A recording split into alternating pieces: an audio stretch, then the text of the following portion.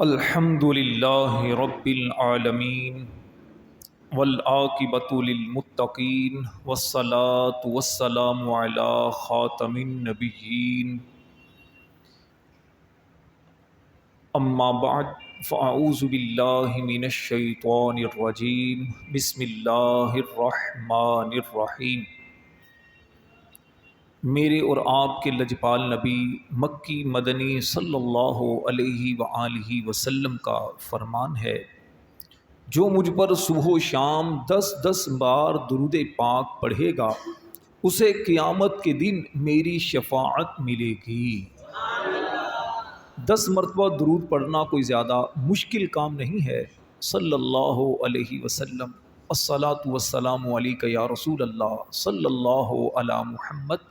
فجر کے بعد اگر 10 بار پڑھ لیا جائے، اسی طرح عصر کے بعد 10 بار پڑھنے کی عادت بنا لی جائے، اللہ کی رحمت سے امید ہے آقا کریم کی شفاعت سے جنت میں داخلہ نصیب ہوگا۔ حصول برکت اور نزول رحمت کے لیے بلند آواز سے درود پاک پڑھیے۔ اللہم صلی علی سیدنا و مولانا محمد وعلی آل سیدنا و مولانا محمد وبارک وسلم صلاۃ و سلاما علیک یا سیدی یا رسول اللہ وعلی آلک و اصحابک یا حبیب اللہ۔ ربیع الاول کا مبارک مہینہ شروع ہونے والا ہے۔ خوش نصیب ہیں وہ مسلمان جو اس مبارک مہینے میں کریم آقا صلی اللہ علیہ وسلم کا میلاد مناتے ہیں۔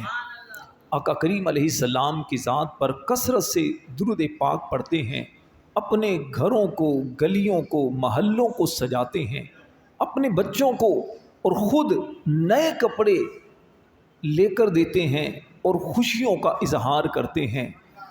بد نصیب ہیں وہ لوگ جو اپنے آپ کو مسلمان تو کہلواتے ہیں، لیکن کریم آقا صلی اللہ علیہ وسلم کی آمد کے مبارک مہینے میں ان کے چہروں پر خوشی کی بجائے عجیب سی ایک نحوست برستی ہے۔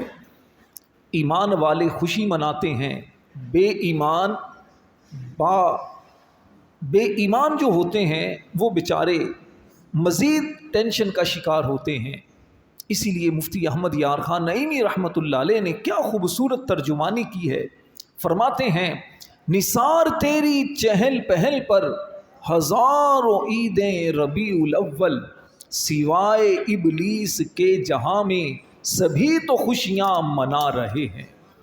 یقیناً ایمان والے آقا کریم کی آمد پر خوشیاں مناتے ہیں، اور شیطان بدبخت لوگ ایمان والوں پر اعتراضات کر کے اپنے اعمال نامے کو مزید سیاہ کرتے ہیں۔ آج کے ہمارے بیان کا موضوع وہ ہے کریم آقا صلی اللہ علیہ وآلہ وسلم کی مبارک آمد، اور آقا کریم علیہ الصلوۃ والسلام کے دنیا میں آنے کا مقصد کیا تھا، آپ کو دنیا میں کیوں بھیجا گیا تھا۔ قرآن کریم اس معاملے میں ہماری کیا رہنمائی کرتا ہے۔ چنانچہ پارہ نمبر 4 سورہ آل عمران آیت نمبر 164 164 نمبر آیت میں رب تعالیٰ ارشاد فرماتا ہے، لقد من اللہ علی المؤمنین اذ بعث فیہم رسولا من انفسہم یتلو علیہم آیاتہ ویزکیہم ویعلمہم الکتاب والحکمہ وَإِن كَانُوا مِن قَبْلُ لَفِي ضَلَالٍ مُبِينٍ۔ اللہ تبارک و تعالیٰ ارشاد فرماتا ہے، بے شک اللہ نے ایمان والوں پر احسان کیا۔ اذ بعث فیہم رسولا من انفسہم، کب احسان کیا، کس چیز کا اللہ نے ایمان والوں پر احسان کیا؟ فرمایا کہ جب ان میں ایک رسول بھیجا، انہی میں سے، جب ان میں ایک رسول انہی میں سے رسول بنا کر بھیجا۔ وہ رسول کیا کرتے ہیں؟ یتلو علیہم آیاتہ ویزکیہم ویعلمہم الکتاب والحکمہ، وہ رسول ان پر اللہ کی آیتیں تلاوت کرتے ہیں اور ان کو ستھرا کرتے ہیں، پاکیزہ کرتے ہیں، ان کے دل کو اجلا کرتے ہیں، وَيُعَلِّمُهُمُ الْكِتَابَ وَالْحِكْمَةَ اور ان کو کتاب اور حکمت سکھاتے ہیں، وَإِن كَانُوا مِن قَبْلُ لَفِي ضَلَالٍ مُبِينٍ اگرچہ یہ اس سے پہلے ضرور کھلی گمراہی میں تھے۔ پر نور ہے زمانہ صبح شب ولادت، پردہ اٹھا ہے کس کا صبح شب ولادت، دل جگمگا رہے ہیں قسمت چمک اٹھی ہے، پھیلا نیا اجالا صبح شب ولادت، پیارے ربیع الاول تیری جھلک کے صدقے، پیارے ربیع الاول تیری جھلک کے صدقے چمکا دیا نصیبہ صبح شب ولادت۔ میرے نمازی بھائیوں، دوستوں، بزرگوں، میلاد منانا، آقا کریم علیہ السلام کے مہینے میں خوشیاں منانا، گھر گلیاں محلے سجانا، میلاد شریف کی محفلیں سجانا، لنگر کا انتظام کرنا یقیناً سعادت والے کاموں میں سے ہے۔ انسان کو جس سے محبت ہوتی ہے اس کا ذکر کثرت کے ساتھ کرتا ہے، محبت نہیں ہوتی تو انسان اس کا ذکر کرنا بھی گوارا نہیں کرتا۔ روایت میں ہے من احب شیئا اکثر ذکرہ، انسان جس سے محبت کرتا ہے اس کا ذکر کثرت سے کرتا ہے۔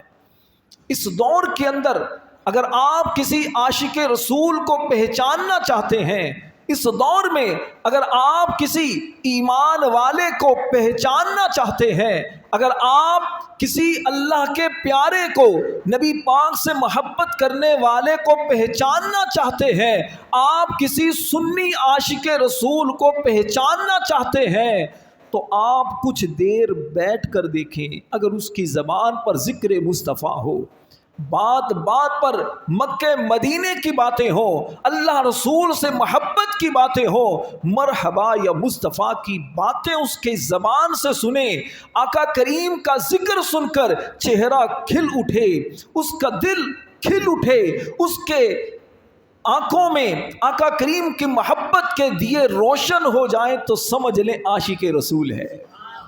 اور اگر آقا کریم کا ذکر سن کر، آقا کریم کی آمد کی باتیں سن کر اگر اس کا چہرہ کچھ مرجھا جائے، اگر آپ اس کے چہرے کا رنگ بدلتا دیکھیں، تو سمجھ لیں یہ عاشق نہیں، یہ بدبخت ہے۔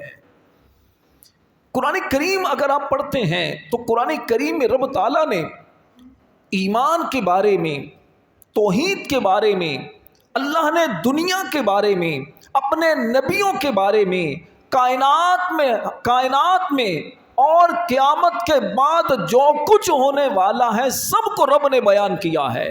اللہ فرماتا ہے لا رطب ولا یابس الا فی کتاب مبین، فرمایا کوئی تر کوئی خشک چیز ایسی نہیں جس کا ذکر کتاب مبین میں نہ ہو، ہر چیز کا ذکر کتاب مبین میں ہے۔ لیکن اگر آپ پورا قرآن پڑھتے ہیں، سورہ فاتحہ کی الف سے لے کر سورہ ناس کی سین تک پورا قرآن پڑھ کر دیکھتے ہیں، تو جگہ جگہ ہزاروں مقامات پر ہمیں اپنے پیارے نبی علیہ السلام کا ذکر خیر ملتا ہے۔ کسی نے سیدہ عائشہ صدیقہ طیبہ طاہرہ رضی اللہ تعالی عنہا سے پوچھا، امی جان ذرا یہ تو بتائیے میرے نبی پاک علیہ السلام کا اخلاق کیسا تھا، آپ کا کردار کیسا تھا، آپ کی گفتار کیسی تھی؟ تو امی جان کیا کہتی ہیں؟ فرماتی ہیں خلقہ القرآن، ان کا اخلاق دیکھنا ہے تو رب کا قرآن پڑھو، رب کا قرآن پڑھو گے تمہیں میرے محبوب کے اخلاق کی تصویر نظر آئے گی۔ تو اللہ کے پیارے حبیب علیہ السلام کا مبارک ذکر قرآن میں مختلف اعتبارات سے آپ کو پڑھنے کو ملے گا۔ نبی پاک علیہ السلام کے چہرے کی بات کریں تو وہ ہمیں قرآن میں پڑھنے کو ملے گی، نبی کریم علیہ السلام کی مبارک گفتار کے بارے میں دیکھیں تو قرآن ہمیں اس کے بارے میں بتاتا ہے، اللہ کے پیارے حبیب علیہ السلام کے اعضاء کے بارے میں یا آپ کے اخلاق کے بارے میں، آپ کے کردار کے بارے میں، آپ کی ازواج کے بارے میں، آپ کے اولاد کے بارے میں، آپ کے صحابہ کے بارے میں، آپ کے شہر کے بارے میں، آپ پر نازل ہونے والی کتاب قرآن کے بارے میں، آپ کی مسجد کے بارے میں، آپ کی معراج کے بارے میں، اللہ نے جو آپ پر انعامات کیے اس کے بارے میں، آپ کے علم کے بارے میں، آپ کے سسرالی رشتوں کے بارے میں، آپ کے ماں باپ کے بارے میں کیا کیا بیان کیا جائے جو رب نے قرآن میں بیان کر دیا ہے۔ جس کا ذکر کرنے والا رب کائنات ہو، جو محبوب رب الانام کا ہو، جو خالق کائنات کا محبوب ہو، تو پھر اس کا ذکر رب نے کیسے کیسے بیان نہ کیا ہوگا۔ علماء فرماتے ہیں 7,000 مقامات پر قرآن کے اندر نبی پاک علیہ السلام کا ذکر خیر موجود ہے۔ قرآن کریم میں نبی پاک علیہ السلام کی صرف آمد کے بارے میں 27 مرتبہ ذکر ہے، میلاد کے بارے میں، یعنی آقا کریم علیہ السلام کو اللہ نے جو دنیا میں بھیجا۔ ہم نے جو آپ کے سامنے آیت کریمہ تلاوت کی سورہ آل عمران کی آیت نمبر 164، جس میں رب تعالیٰ نے آیت کا آغاز فرمایا لقد من اللہ علی المؤمنین۔ لقد کا معنی کیا ہے؟ عربی گرامر جاننے والے بخوبی سمجھ سکتے ہیں، لام تاکید، لام تاکید جو ہوتا ہے اس کا یہ بھی تاکید پیدا کرنے کے لیے آتا ہے، بے شک، ضرور، اور قد یہ بھی تحقیق کے لیے، تاکید پیدا کرنے کے لیے اللہ نے 2 تاکیدیں بیان فرمائیں۔ بے شک اللہ نے ایمان والوں پر احسان کیا۔ بات تو ویسے بھی سمجھ آ جاتی، رب کا کلام ہے، من اللہ علی المؤمنین، اللہ نے ایمان والوں پر احسان کیا، فرمایا بے شک اللہ نے ضرور ایمان والوں پر احسان کیا ہے۔ یہ جہاں بھی قرآن میں لقد آیا ہے، تحقیق کے لیے، تاکید کے لیے بیان کیا گیا، تو اس سے ہر عاقل و بالغ سمجھ رکھنے والا سمجھ سکتا ہے اس بیان میں کوئی خاص بات ہے، کیونکہ ذکر مصطفیٰ ہے، کسی عام کا ذکر نہیں، اللہ کے محبوب کا ذکر ہے۔ پھر فرمایا من اللہ علی المؤمنین، اللہ نے ایمان والوں پر احسان کیا۔ نبی پاک علیہ السلام کی دنیا میں تشریف آوری یہ صرف احسان ایمان والوں پر نہیں، یہ کافروں پر بھی احسان ہے، یہ جانوروں پر بھی احسان ہے، یہ نبی پاک کو نہ ماننے والوں پر بھی احسان ہے، ایمان والوں پر تو احسان ہے، اس کے ساتھ ساتھ پوری کائنات پر احسان ہے، کیونکہ اللہ نے صرف رحمت جو آپ کو بنا کر بھیجا تو ایمان والوں کے لیے نہیں بنا کر بھیجا۔ فرمایا وما ارسلناک الا رحمتا للعالمین، محبوب ہم نے آپ کو سارے جہانوں کے لیے رحمت بنا کر بھیجا ہے، سارے جہانوں کے لیے۔ تو نبی پاک کی رحمت سب کے لیے ہے۔ نبی پاک علیہ السلام جب تک تشریف فرما رہے، آپ کی امت کے وہ کفار، وہ مشرک جو آپ کی شان میں گستاخیاں بھی کرتے، جو آپ کو نبی نہ مانتے، ان کو بھی غرق نہیں کیا گیا، عذاب نہیں آیا، بلکہ آج بھی نبی پاک علیہ السلام کی امت پر ایسا عذاب نہیں آیا، نہ آ رہا ہے، نہ قیامت تک آئے گا جیسے عذاب پہلی امتوں پر آئے۔ پوری کی پوری بستیاں، پوری کی پوری قومیں تہس نہس کر دی گئیں، ختم کر دی گئیں۔ آپ کو یاد نہیں حضرت نوح علیہ السلام کی قوم پر جو طوفان آیا، کیسا طوفان تھا؟ روئے زمین پر رہنے والے صرف 82 افراد کے علاوہ سارے کے سارے غرق کر دیے گئے۔ آپ کو یاد نہیں حضرت لوط علیہ السلام کی قوم پر جو ان پر طوفان آیا، جو ان کو غرق کیا گیا، ان پر جو عذاب آیا، زمین کو اونچائی پر لے جا کر جبریل علیہ السلام نے نیچے کیا، ساری قوم تہس نہس ہو گئی۔ آپ کو فرعون کی قوم کا یاد نہیں؟ کیا آپ کو نمرود کا انجام یاد نہیں؟ کیا آپ کو موسیٰ علیہ السلام کے مقابلے میں آنے والے بلعم بن باورہ کا انجام یاد نہیں؟ آپ تاریخ کا مطالعہ کریں، آپ کو پتہ چلے گا جس نے اللہ کے پیاروں کی بارگاہ میں گستاخیاں کی، اللہ نے ان کو برباد کر دیا۔ نبی کریم علیہ السلام کی بارگاہ میں، آقا کریم علیہ السلام کی مبارک زندگی میں، بلکہ قیامت تک، چونکہ آپ کی نبوت ہے، کتنے بڑے بڑے معاذ اللہ گستاخ آئے، کتنے بڑے بڑے نافرمان آئے، جزوی طور پر تو ان کو عبرت کا نشانہ بنایا گیا، لیکن ایسا نہیں ہوا کہ پوری کی پوری قوم کو، پوری کی پوری انسانیت کو اللہ نے تباہ و برباد کیا ہو۔ جس نے ساتھ دیا صرف انہی کو عبرت کا نشانہ بنایا گیا۔ کیوں؟ کیونکہ نبی پاک علیہ السلام موجود ہیں۔ نبی پاک علیہ السلام کی امت پر رحمت ہے۔ اللہ نے قرآن میں اس بات کو بیان فرمایا ہے، اے پیارے حبیب آپ ان کے درمیان موجود ہیں، اس لیے اللہ ان پر عذاب نازل نہیں فرما رہا۔ ایسی رحمت تو نبی پاک کی رحمت سب کے لیے عام ہے، تو احسان تو سب کے لیے تھا، لیکن مولا تو نے فرمایا کہ ایمان والوں پر احسان، فرمایا ایمان والوں پر احسان اس لیے کہ ایمان والے احسان کو مانتے ہیں، ایمان والے احسان کو مانتے ہیں۔ احسان کا اسے کہا جاتا ہے جسے احسان کی قدر ہو۔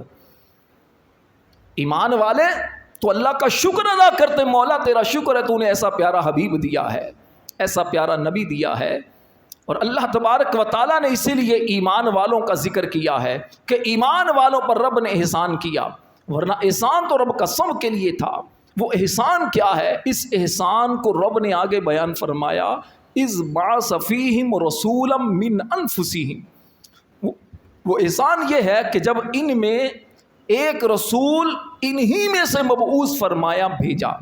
یہاں پر قابل غور بات یہ ہے، یہاں پر دو باتیں ہیں جو توجہ کے قابل ہیں۔ پہلی بات فرمایا بعثا، اللہ نے انہی میں سے رسول بھیجا، یہاں خالہ کا نہیں فرمایا۔ آپ قرآن پڑھ کر دیکھیں، نبی پاک علیہ السلام کی آمد کا ذکر ہوا تو فرمایا بعثا، اللہ نے بھیجا، اور بھیجا اسے جاتا ہے جو پہلے سے ہو۔ سمجھیے گا بات کو، اسے بھیجا جاتا ہے نا جس کا پہلے وجود ہو، جس کا پہلے ذکر ہو۔ جو نیا آنے والا ہو اس کو تو کہا جاتا خالق کا، پیدا کیا۔ انسانوں کے بارے میں رب نے کیا فرمایا؟ خلق الانسان، رب نے انسان کو پیدا کیا۔ ٹھیک ہے، تو نبی کریم علیہ السلام کے بارے میں، آپ کی نبوت کے بارے میں ہم اہل سنت و جماعت کا نظریہ کیا ہے، عقیدہ کیا ہے، اسے بھی سمجھ لیجئے کہ اللہ تبارک و تعالی نے نبی کریم علیہ السلام کو نبوت پہلے ہی عطا فرما دی تھی۔ آپ نبی تو سب سے پہلے ہیں نبوت ملنے کے اعتبار سے، لیکن بھیجے جانے کے اعتبار سے آپ آخری ہیں۔ اسی لیے نبی پاک علیہ السلام کی حدیث بھی ہے، حضرت جابر بن عبداللہ رضی اللہ تعالی عنہ نے فرماتے ہیں، آقا کریم علیہ السلام سے عرض کی، یا رسول اللہ صلی اللہ علیہ وسلم متی وجبت لک النبوہ، آقا آپ پر نبوت کب ثابت ہوئی، آپ کب سے نبی ہیں؟ آقا کریم نے فرمایا کہ کنت نبیا وآدم بین الروح والجسد، فرمایا میں اس وقت بھی اللہ کا نبی تھا جب کہ آدم علیہ السلام پانی اور روح اور مٹی کے درمیان تھے، روح اور جسم کے درمیان تھے۔ اور ایک حدیث کے الفاظ یہ ہیں، کنت نبیا وآدم بین الماء والطین، فرمایا میں اس وقت بھی نبی تھا جب کہ آدم علیہ السلام پانی اور مٹی کے درمیان تھے۔ اسی لیے نبی پاک علیہ السلام کا ایک لقب اول بھی ہے، آخر بھی ہے، ظاہر بھی ہیں، باطن بھی ہیں، وہی اول، وہی آخر، وہی ظاہر، وہی باطن۔ تو نبی پاک علیہ السلام پہلے سے ہیں۔ اور بڑی خوبصورت بات مفتی احمد یار خان نعیمی رحمۃ اللہ علیہ نے فرمائی، آپ فرماتے ہیں کہ کریم آقا صلی اللہ علیہ وسلم کی تشریف آوری یہ ایسے ہی ہے جیسے کہ کسی کا ایک جگہ سے دوسری جگہ ٹرانسفر ہوتا ہے، ٹرانسفر ہوتا ہے، پروموشن ہوتی ہے، ترقی ہوتی ہے کہ اب آپ وہاں چلے جائیے۔ تو نبی پاک علیہ السلام تشریف لے آئے۔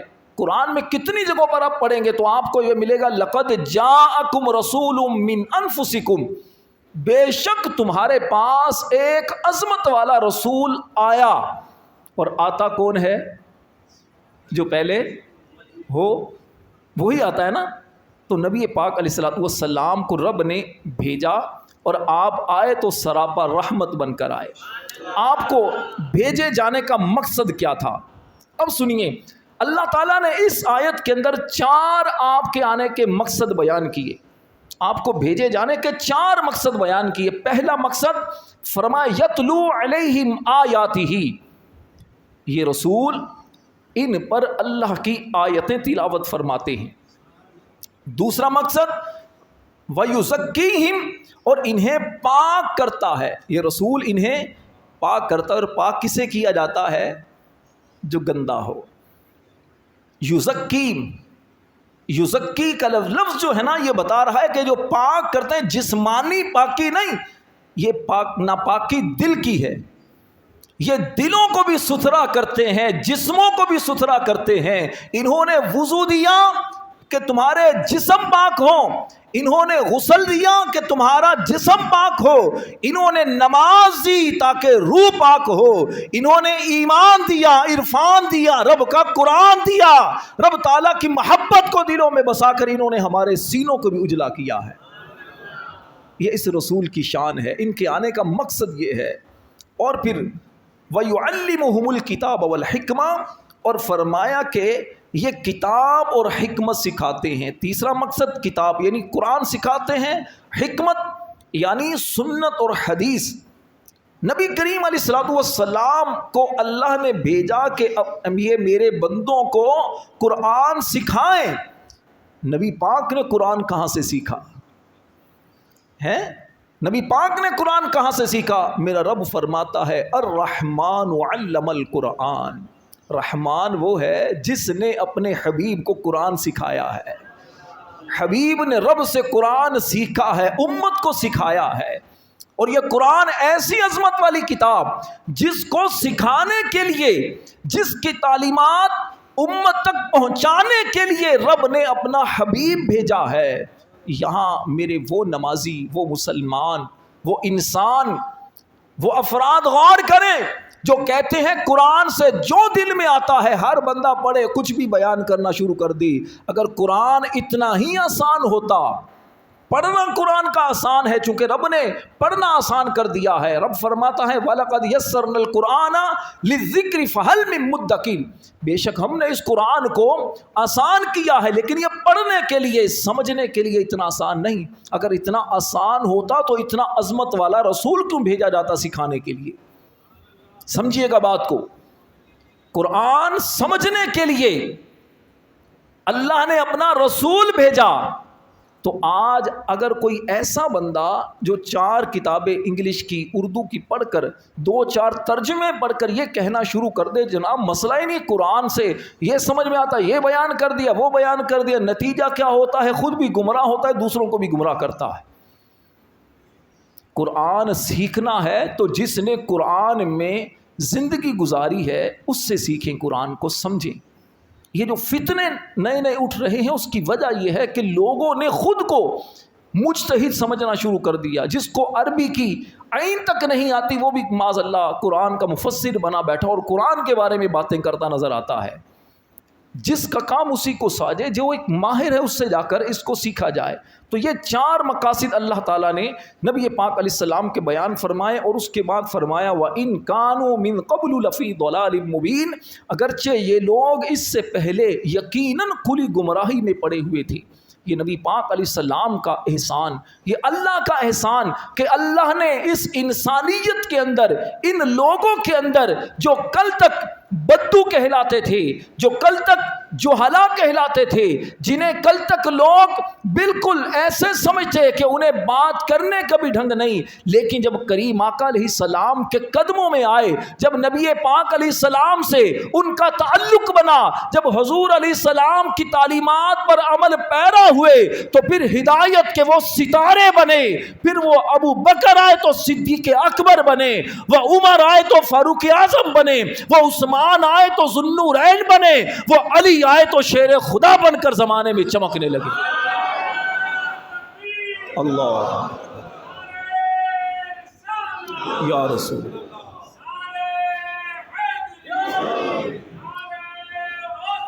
یا غوث۔ آخر میں امام اہل سنت مجدد دین و ملت مولانا شاہ احمد رضا خان رحمۃ اللہ علیہ کا بڑا خوبصورت شعر پر اختتام کرتا ہوں۔ آپ فرماتے ہیں سب چمک والے اجلوں میں چمکا کیے، سب چمک والے اجلوں میں چمکا کیے، اندھے شیشوں میں چمکا ہمارا نبی۔ مطلب ہی سمجھ لیں مطلب یہ ہے جس کو امام اہل سنت کے خلیفہ مفتی ظفر الدین بہاری رحمۃ اللہ علیہ نے خوبصورت انداز میں بیان فرمایا، فرماتے ہیں کہ حضرت اسحاق علیہ السلام سے لے کر عیسیٰ علیہ السلام تک سارے نبی بنی اسرائیل میں آئے، ہزاروں نبی آئے، اور بنی اسرائیل والے جانتے تھے نبی کیا ہوتا ہے، نبی کی تعلیمات کیا ہوتی ہیں، ہزاروں نبی کی تعلیمات ان تک پہنچ چکی تھیں، وہ ذہنی طور پر تیار تھے کہ نبی کی تعلیمات یہ ہوتی ہیں۔ اس کی مثال فرماتے ہیں ایسے ہے جیسے سورج چمکے، آپ اس کے آگے شیشہ کریں تو سورج جب شیشے پر اس کی شعائیں پڑتی ہیں تو ایسا لگتا ہے جیسے زمین پر بھی ایک اور سورج آ گیا، یعنی شیشے پر سورج کی شعائیں پڑ تو کتنی زیادہ روشنی ہوتی ہے۔ فرماتے یہ مثال ہے کہ بنی اسرائیل کے نبی ان لوگوں میں آئے جو پہلے سے کچھ شعور رکھتے تھے، مذہبی ذہن رکھتے تھے، مذہبی تعلیمات ان تک پہنچی تھیں۔ فرمایا میرے نبی علیہ السلام آئے تو ایسے تھے جیسے آپ شیشے کا الٹی سائڈ کر دیں، کلی والی سائڈ کریں، اب جتنے بھی سورج کی روشنی پڑے تو وہاں سے چمک نہیں نکلتی، یہ بے چمکے ہوئے ہیں۔ فرمایا اللہ نے نبی پاک علیہ السلام کو ایسے لوگوں میں مبعوث کیا، ایسے لوگوں میں بھیجا جن کو تہذیب و تمدن کا پتہ نہیں، جن کے اندر ظلمت بربریت عام تھی، جنہیں شعور نہیں زندگی گزارنے کا، ایسے لوگ جو معاذ اللہ ثم معاذ اللہ بچیوں کو زندہ دفن کر دیا کرتے، جو ماؤں کو ان کے شوہروں کے انتقال کے بعد بیویاں بنا لیتے، جو کیسے کیسے ظلم کرتے تھے۔ نبی پاک علیہ السلام جب آئے ان کو سمجھایا تو یہ وہی افراد تھے جو ماؤں کے قدموں کے نیچے جنت سمجھنے لگے، یہ وہ افراد تھے جو بہنوں کے سر پر ہاتھ رکھ کر ان کے محافظ بن گئے، جو بیٹیوں کو سینے سے لگا کر ان کے محافظ بنے۔ یہ میرے نبی پاک کی تعلیمات تھیں۔ اب شعر کو سنیے، کہتے ہیں سب چمک والے اجلوں میں چمکا کیے، چمک والے بنی اسرائیل ان میں اللہ کے نبی چمکا کیے، چمکتے رہے، سب چمک والے اجلوں میں چمکا کیے، اندھے شیشوں میں چمکا، اندھے شیشوں میں چمکا، تو پھر کیوں نہ کہیں سب سے اولا ہو آلہ، سب سے بالا ہو آلہ، اپنے مولا کا پیارا، دونوں عالم کا دولا ہمارا نبی۔ اللہ اپنے پیارے نبی علیہ السلام کے ہمیں دامن میں جنت میں داخلہ نصیب فرمائے، آمین بجاہ النبی الامین صلی اللہ علیہ وسلم۔